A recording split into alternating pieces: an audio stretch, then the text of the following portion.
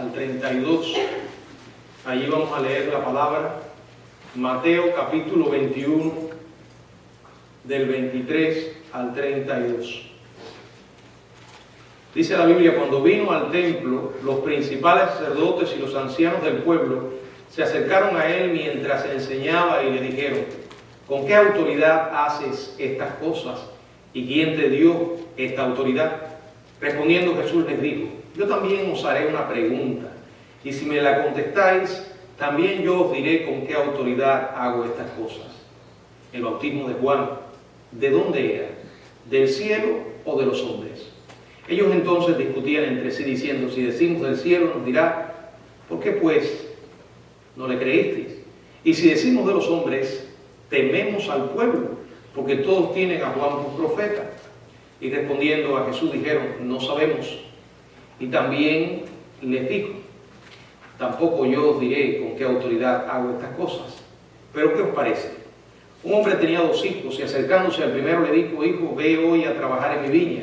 Respondiendo él dijo: no quiero. Pero después arrepentido fue. Y acercándose al otro le dijo de la misma manera. Y respondiendo él dijo: sí, Señor, voy. Y no fue. ¿Cuál de los dos hizo la voluntad de su padre? Dijeron ellos: el primero. Jesús les dijo: de cierto os digo, que los publicanos y las rameras van delante de vosotros al reino de Dios. Porque vino a vosotros Juan en camino de justicia y no le creísteis, pero los publicanos y las rameras le creyeron. Y vosotros, viendo esto, no os arrepentisteis después para creerle. Padre, gracias por tu palabra, gracias porque en ella tú hablas a nuestras vidas. Ahora te suplicamos que tú nos guíes en este estudio y que el Señor abra nuestras mentes para recibir lo que tienes para nosotros. En el nombre de Jesús, amén. Pueden sentarse, hermanos. El estudio de esta noche lo hemos titulado La autoridad de Jesús. La autoridad de Jesús. Bueno, autoridad es una palabra fuerte. Es una palabra que denota poder y privilegio. Un individuo con autoridad es alguien que ejerce control sobre la vida de otras personas. En realidad, podríamos decir que la sociedad humana no puede funcionar sin tener algunas personas en puestos de autoridad. Lo alternativo sería anarquía, caos. En la familia, los padres tienen autoridad. En la escuela, los maestros y administradores tienen autoridad. En la comunidad, el alcalde, el consejo municipal, la policía, los bomberos, todos ellos tienen distintas esferas de autoridad. Y en los lugares más altos del gobierno también hay autoridad, hasta llega al presidente de la nación. Ahora, el conflicto que se nos relata en este pasaje y que contiene el encuentro de Jesús y los líderes religiosos gira en torno al tema de la autoridad, pero específicamente la autoridad de Jesús, la cual ellos cuestionaban y también podemos decir que tenían temor, porque amenazaban sus propias posiciones de autoridad. Así que acerca de la autoridad de Jesús es que gira el estudio de esta noche en el pasaje que nos ocupa de Mateo 21, del 23 hasta el 32. Lo primero que ocurre es una confrontación. En el verso 23 dice: cuando vino al templo, los principales sacerdotes y los ancianos del pueblo se acercaron a él mientras enseñaba y le dijeron: ¿con qué autoridad haces estas cosas? ¿Y quién te dio esta autoridad? Bueno, aún era la mañana del miércoles de la semana de la Pascua, después que Jesús y los discípulos habían pasado la higuera que maldijo el día anterior y la encontraron, como relata la Biblia, totalmente seca. Ahora el Señor dice la palabra que viene al templo. y el grupo de los principales sacerdotes y los ancianos del pueblo vienen a él, se acercan a él. Este grupo, ancianos y principales sacerdotes, pudo haber incluido a los conocidos sacerdotes, sumos sacerdotes de Anás y Caifás, porque según Lucas capítulo 3, verso 2, ellos sirvieron juntos durante varios años. Debido a la seriedad de la confrontación que tuvieron con Jesús, es probable que al menos el capitán de la guardia del templo, el segundo funcionario más alto, es probable que también estuviera presente. Además estaban, dice la Biblia, los ancianos del pueblo. ¿A qué se refería? Bueno, a una amplia variedad de dirigentes religiosos, dentro de los cuales estaban los conocidos fariseos, los escribas, quizás algunos saduceos, herodianos y hasta algunos celotes y probablemente algunos esenios. Todos estos grupos eran diferentes, tenían puntos de discrepancia y constantemente estaban discutiendo entre ellos. Sin embargo, nos llama la atención que aquí se unieran. ¿Por qué? Porque lograron encontrar una especie de base común en relación con la oposición al Señor Jesús. Porque su enseñanza y su autoridad evidente, porque las cosas que él hacía no podía hacer ninguno de ellos, aunque no les haya mostrado credenciales, documentos, como ahora lo cuestionan, pero su autoridad era innegable. Entonces veían en Jesús una amenaza para su sistema religioso, y por eso se unen todos estos grupos y van al Señor, como había hecho el día anterior, cuando de modo tan dramático él limpió el templo.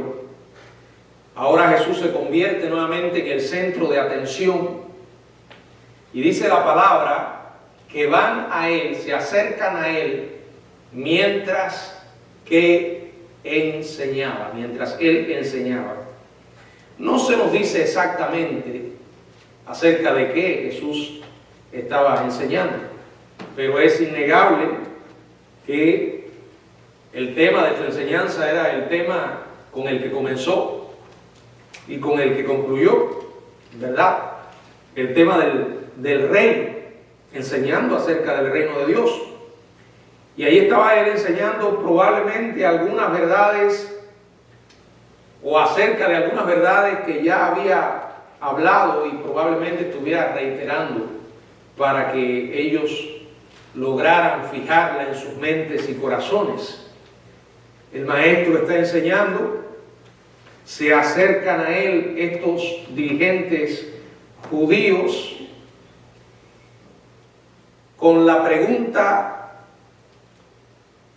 doble de ¿con qué autoridad haces estas cosas? Y en segundo lugar, ¿quién te dio esa autoridad? Vamos a prestarle atención a las dos palabras, estas cosas. ¿A qué se estaban refiriendo ellos? Bueno, probablemente todo lo que Jesús había estado enseñando, ¿verdad? Y haciendo. Muchas de las cosas que ellos habían visto.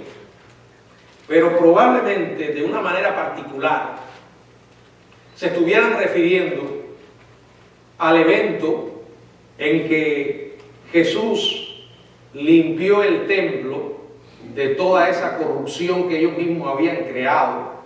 Allí llegó Jesús de una manera abrupta y desde el punto de vista de ellos probablemente presuntuosa. Acabó con todo aquel comercio en la casa de Dios. Y por eso ahora vienen a él y le cuestionan acerca de la autoridad. Es importante que entendamos que los candidatos rabínicos originalmente eran personas ordenadas por un líder, un rabino líder, alguien a quien tenían en respeto y bajo cuya enseñanza habían llevado un tiempo de aprendizaje, una especie de discipulado. Un individuo en su ordenación era declarado rabino, anciano y además juez, y entonces se le daba una autoridad para enseñar, para expresar su sabiduría, para tomar decisiones, para dar veredictos acerca de asuntos religiosos y otros asuntos civiles. Sin embargo, ellos no veían en Jesús tal ordenación y en consecuencia no debía tener tal reconocimiento. Y por eso vienen con la pregunta, ¿con qué autoridad? Porque él no solamente enseñaba y predicaba, además él manifestaba el poder de Dios, sanando enfermos, echando fuera demonios, resucitando muertos. Y esa era la pregunta, ¿por qué un rabino inexperto, un rabino desconocido o no reconocido oficialmente, un rabino como él, según ellos, autonombrado, se atrevía a tomar sobre sí la tarea de echar del templo a los mercaderes y cambistas? Claro, ellos estaban ignorando o no querían reconocer la verdad de lo que Jesús declaraba, porque cuando limpió el templo, ¿cómo llamó al lugar? La casa de mi Padre. En otras palabras, él estaba declarando que era ¿quién? El Hijo de Dios. Y si era Hijo de Dios, en consecuencia era Dios. Ahora, probablemente ellos querían que él dijera esto, ¿no? Para una vez más acusarlo de blasfemia.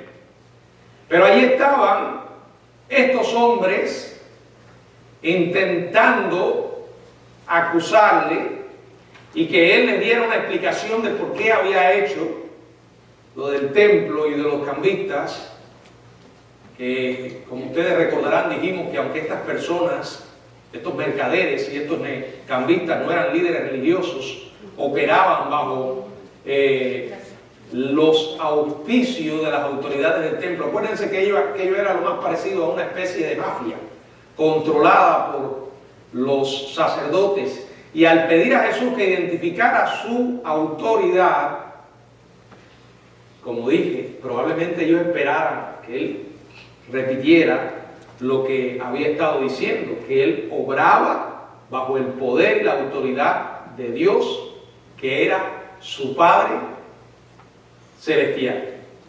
Bueno, esto sería otra oportunidad para ellos de acusarles de blasfemia y tratar de lograr darle muerte por esa declaración, como ya habían tratado de hacerlo. Por ejemplo, en Juan, en el capítulo 5, verso 18, si alguien puede leerlo, Juan 5, 18. Por esto los judíos aún más procuraban matarle, porque no solo quebrantaba el día de reposo, sino que también decía que Dios era su propio Padre, haciéndose igual a Dios. Bueno, en realidad, hoy si Jesús estuviera vivo entre nosotros, como estuvo en aquel momento, físicamente, se buscaría tremendo problema con los adventistas y los testigos de Jehová. Porque dice aquí que Jesús quebrantaba el día de reposo. Y en segundo lugar dice que decía que Dios era su propio Padre. Y ahí explica lo que significa decir que Dios era su Padre. Después de la coma dice, haciéndose igual a Dios. Eso dice lo que dice. En otras palabras, ¿de dónde han sacado estos personajes de la secta, la mal llamada secta Testigos de Jehová, de que Jesús no es Dios? Usted habla con uno de ellos y te dice, no, Él es un Dios. No, Él es Dios. Ahí dice claramente que se hacía igual a Dios. Juan capítulo 10, verso 31. Entonces los judíos volvieron a tomar piedras para apedrearle. Bueno, ¿y por qué querían apedrearle? Le dije, dice el verso 33. Por buena obra no te apedreamos, sino por la blasfemia. Porque tú siendo hombre te haces Dios. Esto tiene implicaciones profundas. Y una de las implicaciones es que a Jesús no se le puede ver de otra manera que como Él se reveló. Alguna gente van al Jesús de la Biblia o intentan ir a Él y entonces quitarle todas aquellas cosas que no le agradan y crear a un Jesús parecido a ellos, como aquellos que aceptan de Jesús su ejemplo moral, como gran maestro, como líder religioso. Pero es que esa opción no existe. O Jesús es el Salvador y el Señor, o simplemente es el mentiroso e impostor más grande que ha existido. ¿Por qué? Porque imagínense simplemente que Jesús sea lo que algunos quieren ver en Él. Un líder religioso, un ejemplo de moral, un gran maestro. No. ¡Qué moral! ¡Qué gran maestro! Porque él estaba declarando que era Dios, lo dijo una y otra vez. Dijo que era el Hijo de Dios. ¿Se dan cuenta? Ahora, si usted me pregunta, pastor, Jesús no fue un ejemplo, indudablemente. Pero para tú poderlo aceptar como eso, tienes que haberlo aceptado primero como lo que él declaró que era, un Salvador, el Señor, el Hijo de Dios. En otras palabras, esto no es a tu manera ni a la mía, es a la manera de Dios. Y Jesús se declaró ser Dios varias veces en la Biblia y otra cantidad de veces pasajes de las Escrituras en otros lugares, aparte de los Evangelios, declaran una y otra vez la divinidad indiscutible de Jesucristo. Ellos le hacen esta pregunta y Jesús le responde con una contrapregunta. Verso 24 al 27, si alguno puede leerlo, por favor. Respondiendo Jesús les dijo: yo también os haré una pregunta, y si me la contestáis, también yo os diré con qué autoridad hago estas cosas. El bautismo de Juan, ¿de dónde era? ¿Del cielo o de los hombres? Ellos entonces discutían entre sí diciendo: si decimos del cielo, nos dirá, ¿por qué pues no le creísteis? Y si decimos de los hombres, tememos al pueblo, porque todos tienen a Juan por profeta. Y respondiendo a Jesús dijeron: no sabemos. Y él también les dijo: tampoco yo os digo con qué autoridad hago estas cosas. Los cazadores terminaron siendo cazados. Los que intentaban atraparle terminaron siendo atrapados. Hermano, aquí vemos la personalidad de Jesús única, su infinita sabiduría, cómo Él trató con estas personas de una manera perfectamente sabia. Jesús le responde la pregunta haciéndoles otra pregunta. Él no estaba siendo evasivo, tampoco tenía motivo para estarlo, porque ya muchas veces él había declarado la autoridad con que oraba. Si usted ha leído el Evangelio de Juan específicamente, ahí él una y otra vez declara que él estaba haciendo la voluntad del Padre, y en los demás evangelios también. Además, si contestaban la pregunta que él les estaba haciendo, él también se la volvería a responder una vez más, informándole lo que querían saber: con qué autoridad haces estas cosas. Pero Jesús los pone en los cuernos de un dilema, los pone entre la espada y la pared, cuando les hace la pregunta: el bautismo de Juan, ¿de dónde era? ¿Del cielo o de los hombres? ¿Por qué esto fue un dilema para ellos? Bueno, Juan el Bautista había comenzado su ministerio cuando lo inició, los dirigentes religiosos lo habían rechazado, incluso antes de que empezaran a rechazar a Jesús. Cuando aquí la Biblia dice el bautismo de Juan, es una alusión al ministerio de Juan, a todo su ministerio. Un ministerio que estaba caracterizado ¿por qué? Por bautizar. Bautizar a quienes se arrepentían de sus pecados. En Mateo, en el capítulo 3, en el verso 6, dice la palabra, y eran bautizados por él en el Jordán, confesando sus pecados.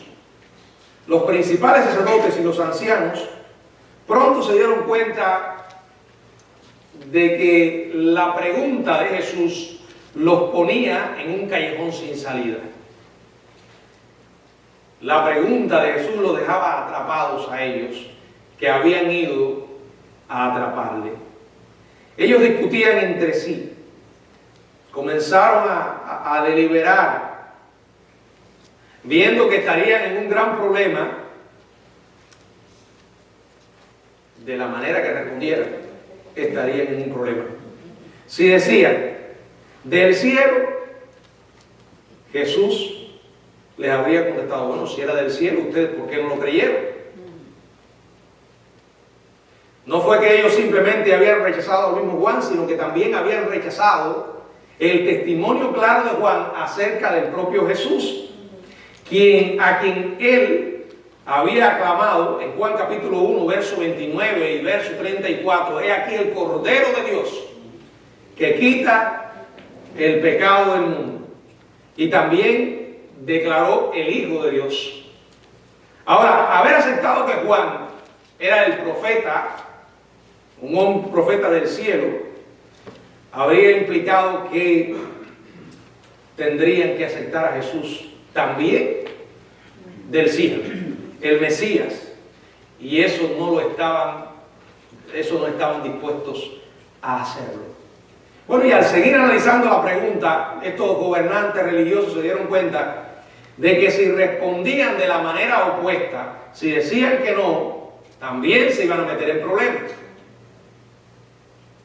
Si llegaban a afirmar que el ministerio y el mensaje de Juan era de los hombres, iban a perder más todavía la credibilidad que tenían con los judíos, e incluso podían despertar la ira de los judíos, porque todos tenían a Juan como un profeta. Los dirigentes religiosos creían firmemente que Juan no era profeta, pero no se atrevían a decirlo en público porque los metía en problemas. Por consiguiente, el único recurso que les queda fue confesar lo que dice que dijeron ahí en la Biblia. ¿Qué dijeron? No sabemos. Mentirosos, ¿verdad? Sí sabían. Jesús los atrapó. Y entonces les da, ya los tenían contra la pared, les da, como se dice, la estocada de muerte, ¿verdad? El golpe final. Entonces yo tampoco os digo con qué autoridad hago estas cosas. Como sabía muy bien, si el Señor les hubiera dado una respuesta, la habrían usado una vez más contra él. La luz estaba ante ellos y la rechazaron. Cerraron los ojos. Por tanto, si no aceptaron la luz, el Señor la apagó. Si cerraron los ojos, quedarían ciegos. Ya no tendría el Señor más enseñanza para estos personajes. Ya no tendría más enseñanza para los escribas, los fariseos y los principales sacerdotes, y para otros cuya autoridad o cuya complacencia los cegaba a la verdad del Evangelio y a la propia necesidad que tenían como pecadores perdidos del mismo Evangelio. Solo habría de parte del Señor para su vida advertencia y condenación.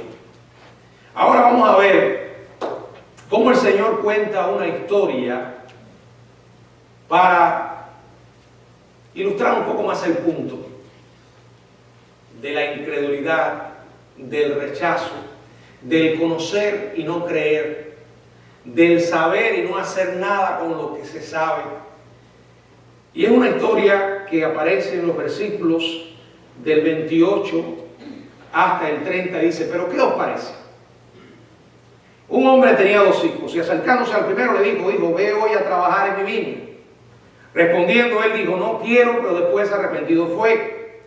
Y acercándose al otro le dijo de la misma manera, y respondiendo él dijo, sí, Señor, voy, y no fue. Y aquí está el verso 31, la primera parte. ¿Cuál de los dos hizo la voluntad de su padre? Dijeron ellos, el primero. Bueno, esto es una historia, una parábola, donde el Señor ilustra 2 respuestas al Evangelio, las 2 respuestas al Evangelio. Una vez más, le ofrece a sus adversarios la oportunidad de condenarse a sí mismos por sus propias bocas. Ellos mismos se condenarían al hablar. Es la historia de 2 hijos. Dice que un hombre tenía 2 hijos. Se acerca al primero y le pide trabajar en la viña. Él le dice, no quiero. Pero después, dice la palabra, arrepentido fue. Y es interesante que diga arrepentido, ¿verdad? Porque esto es una ilustración de lo que es el verdadero arrepentimiento. Algo que no consiste de palabras, sino de acciones. Y el segundo hijo contestó a su padre, sí, Señor, voy. Y no fue. Esto es pura palabra. No hubo acción. Y por eso no hay arrepentimiento. La implicación es que este hijo nunca quiso ir y le mintió a su padre para dar la falsa impresión de obediencia. Cuando Jesús le pregunta a los sacerdotes y a los ancianos, ¿cuál de los 2 hizo la voluntad de su padre? La respuesta es obvia. El primero. La enseñanza de Jesús en esta historia es que hacer es más importante que decir. El Señor dice que en el día del juicio muchos me dirán en aquel día. Mucha gente hoy se declara cristiana, pero sus acciones niegan totalmente lo que dicen con sus labios. La palabra nos advierte de que cuando no hay una transformación en la vida, no hay una obra evidente, la fe no es auténtica. Y eso es lo que ocurre aquí, ¿verdad? O sea, la enseñanza de Jesús es que es más importante lo que hacemos que lo que decimos. Por supuesto, es mejor para una persona decir que va a hacer la voluntad de Dios y realmente hacerla, ¿verdad? Pero si se trata de que lo va a decir y después no lo va a hacer, entonces es mejor que no lo diga. Es mucho mejor negarse al principio y luego arrepentirse y obedecer, que hipócritamente aceptar para después no cumplir. En este contexto, hacer la voluntad de Dios se relaciona con aceptar el Evangelio, recibir a Jesús como Mesías, Salvador y Señor. Y eso es lo que Jesús trata de transmitirle a ellos. Personas que tenían la cabeza llena de conocimiento, sabían lo que tenían que hacer, lo que debían hacer, pero no estaban dispuestos a hacerlo. Se negaron a hacerlo. Y aquí ahora el Señor establece una conexión entre ellos y la historia. Y les dice, de cierto os digo, que los publicanos y las rameras van delante de vosotros al reino de Dios. Y luego sigue diciendo el 32, porque vino a vosotros Juan en camino de justicia y no le creísteis, pero los publicanos y las rameras le creyeron. Y vosotros viendo esto no os arrepentisteis después para creerle. Después que su oponente diera la respuesta, la única respuesta posible a la pregunta que les hizo, Jesús se adelanta y establece una relación entre ellos y la parábola. Les informa que aunque la respuesta que dieron a esa pregunta fue correcta, la respuesta que le estaban dando a él y a su ministerio era equivocada y perversa. Bueno, las palabras que ellos dijeron les condenaban, porque en realidad estaban demostrando que ellos estaban en la historia, y el Señor se los hace saber. Ellos no correspondían con el primero de los hijos, quien hizo la voluntad del Padre, a pesar de que al principio dijo, no quiero, pero después, arrepentido, fue. Jesús declara en otra ocasión que los escribas dicen y no hacen. Es claro. Estos maestros, estos dirigentes religiosos afirmaban obedecer a Dios, pero sus acciones negaran que Él tuviera algún lugar en sus corazones. Esto es una enseñanza profunda, radical, pero es la manera del reino. No se trata de todo lo que seamos capaces de decir ni de conocer, es qué hacemos con lo que conocemos. De hecho, si no hacemos algo cuando somos confrontados con el Evangelio, una persona no puede experimentar la salvación. Y ese algo se llama arrepentimiento y fe. Si una persona no se apropia del sacrificio de Jesucristo, no importa qué consciente esté de lo poderoso y capaz que sea ese evangelio para transformar su vida. Usted puede estar consciente de todos los beneficios de un medicamento para tratar con un mal con el que está lidiando y que probablemente le quite la vida, pero si no se lo toma, no hay efecto. Usted puede llegar a un aeropuerto porque quiere viajar a cierto lugar y tener el pasaje, el boleto en la mano y saber que el avión, después de haberlo inspeccionado, tiene todas las condiciones, pero si usted no lo aborda, pierde el viaje. O sea, tiene que haber obediencia. Tiene que haber, el evangelio comienza sin una respuesta. Y la vida cristiana se mantiene con una respuesta. A veces uno como pastor se siente muchas veces desanimado, ¿verdad?, por la indiferencia de la gente. Después de tantos años predicando, casi 30 pronto, y después, ¿cuántos sermones predica un pastor durante tantos años? ¿Cuántas clases de la escuela dominical da un maestro? ¿Cuántos estudios bíblicos?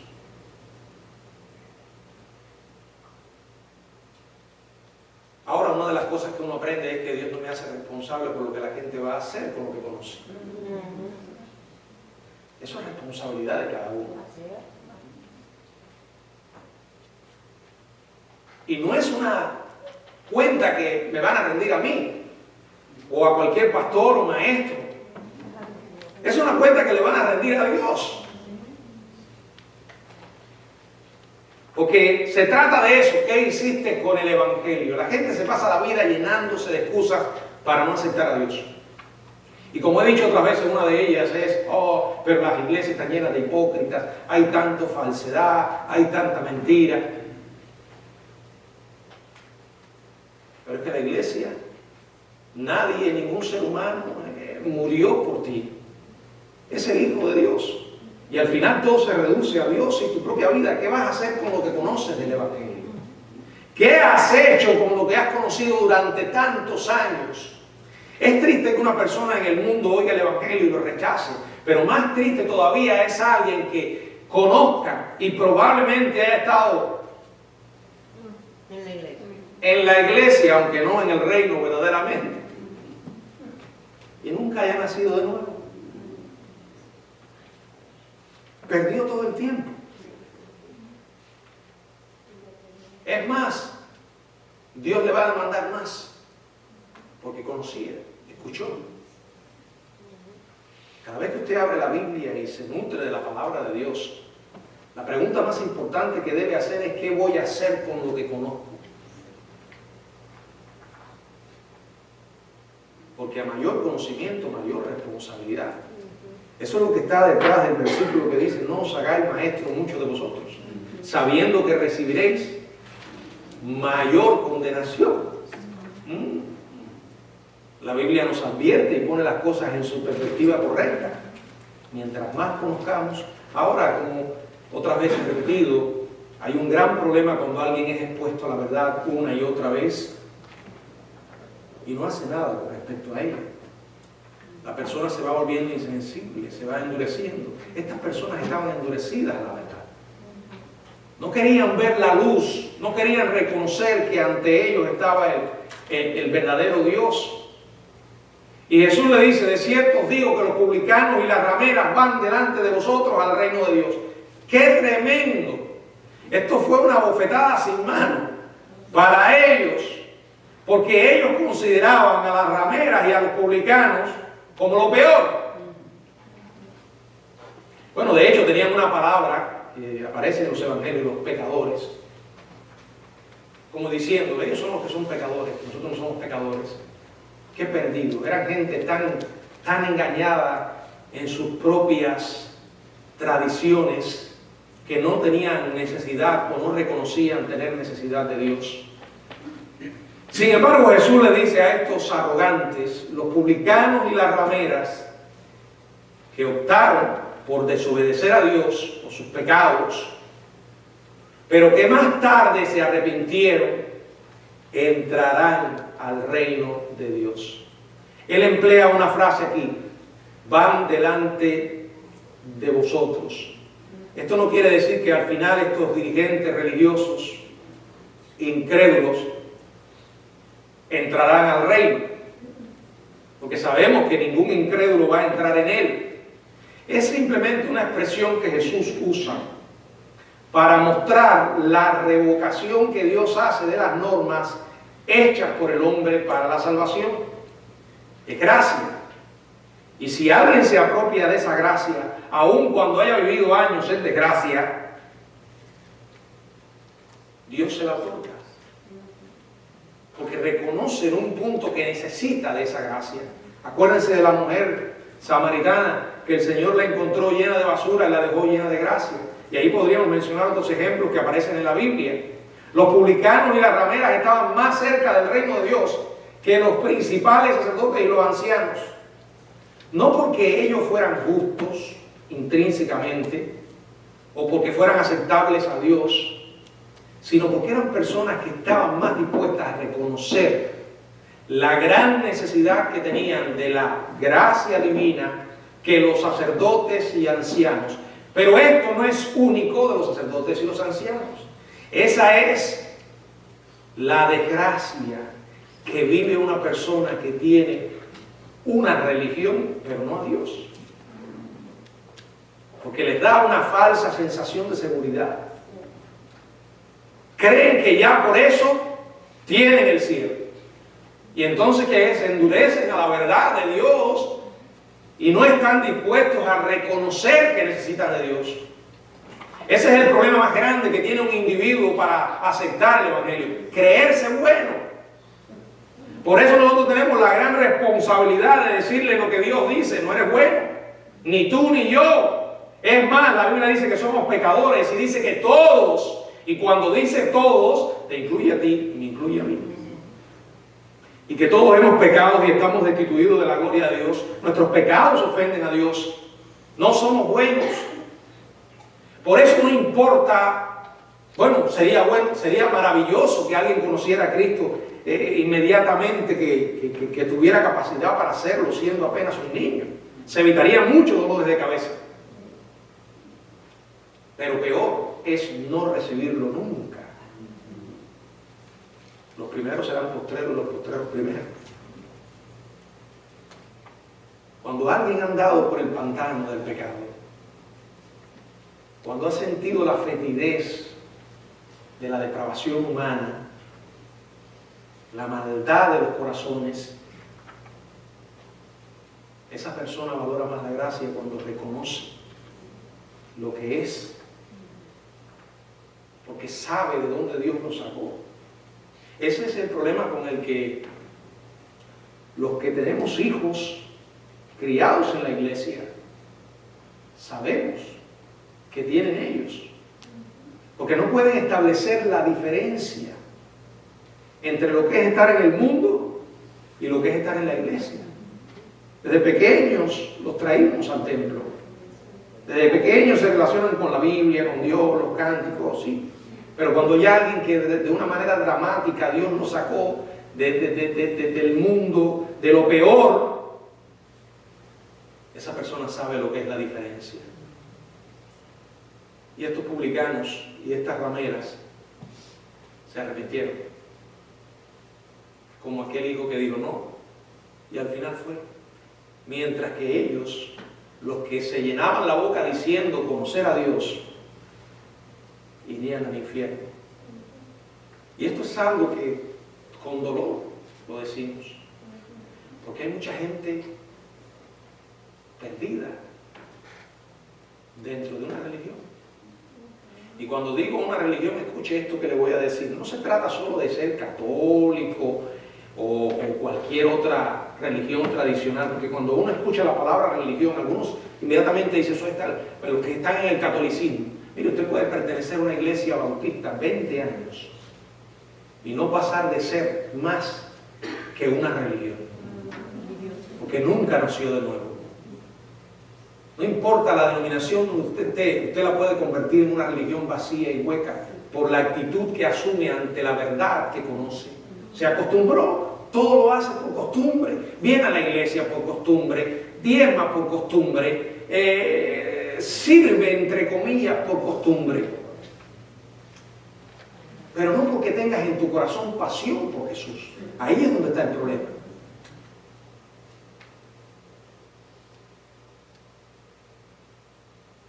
Todos los días es importante que primero recordemos de dónde el Señor nos sacó. No importa si te criaste en una iglesia, piensa que hubo una diferencia. Y esa diferencia es que hubo un punto en tu vida en que estabas perdido y ahora eres salvo. Los que llegamos del mundo podemos contar más, sabemos más. Y otros que llegaron más tarde, más todavía. Nunca olvides de dónde Dios te sacó. Segundo, asegúrate de que estás en el reino, no porque hayas perdido la salvación, sino porque realmente no entendiste nunca de qué se trata esto.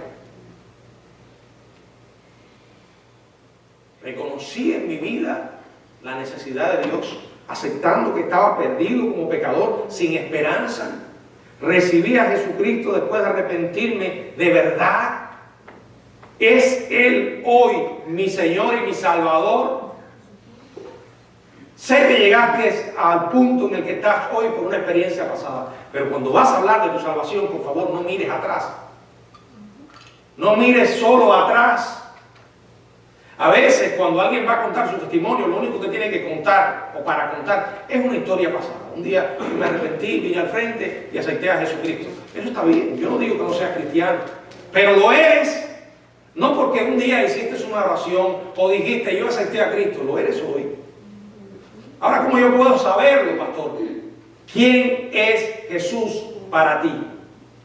Hoy, ¿lo amas como tu Señor y Salvador? Si no, revisa tu vida, es importante. Él les da el gran argumento, vino a vosotros Juan en camino de justicia. Simplemente eso quería decir, no solo que su ministerio era de Dios, sino que él era un hombre piadoso. Y no le creísteis. O sea, fueron escépticos, le rechazaron. Pero los publicanos y las rameras creyeron.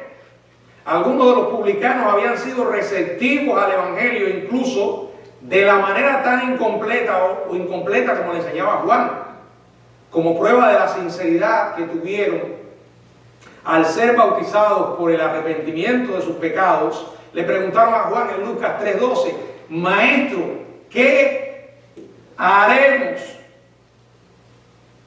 ¿Qué haremos? Aunque en ningún caso específico menciona en los evangelios, Jesús deja claro que entre la multitud que fueron bautizadas por Juan, algunas eran rameras que creyeron y al igual que los recaudadores de impuestos, confesaron sus pecados y fueron perdonados. Pero ustedes, viendo, no se arrepienten para creer. No creyeron el mensaje de Juan cuando lo oyeron, ni creyeron cuando vieron las vidas transformadas de los publicanos y las rameras que creyeron. O sea, no se convencerían ni por la verdad del mensaje ni por su poder transformador. Ellos habían estado expuestos a la luz y no la recibieron. Oyeron el mensaje del anunciador del rey y oyeron el mensaje por el mismo rey, no se arrepintieron y no creyeron. Qué tremenda condenación. Hermanos, hay algo que no podemos obviar de esta historia. Dios nos hace responsables por lo que conocemos. Desde que comenzamos hasta el mismo final. Y si nos hace responsables, eso implica que Él nos va a pedir cuenta. A los cristianos y a aquellos que no lo son. Dios permita que nosotros recordemos que Jesús no es una opción entre muchas. Que Jesús no es simplemente aquel Jesús que la gente ha querido crearse. El verdadero Jesús, el Jesús de la Biblia, es el Hijo de Dios. Aquel que es Salvador, y para poder ser Salvador tiene que ser también el Señor. Porque solo siendo Señor, solo siendo Dios puede ser un Salvador perfecto, completo, total, absoluto. Y ese es el Jesús que nosotros debemos tener. No importa que la gente se enamoró de un Jesús distinto, tú no lo puedes hacer. Cuando quieras conocer a Jesús, búscalo en la Biblia. El Jesús verdadero es el Jesús de la Biblia. Que el Señor nos bendiga.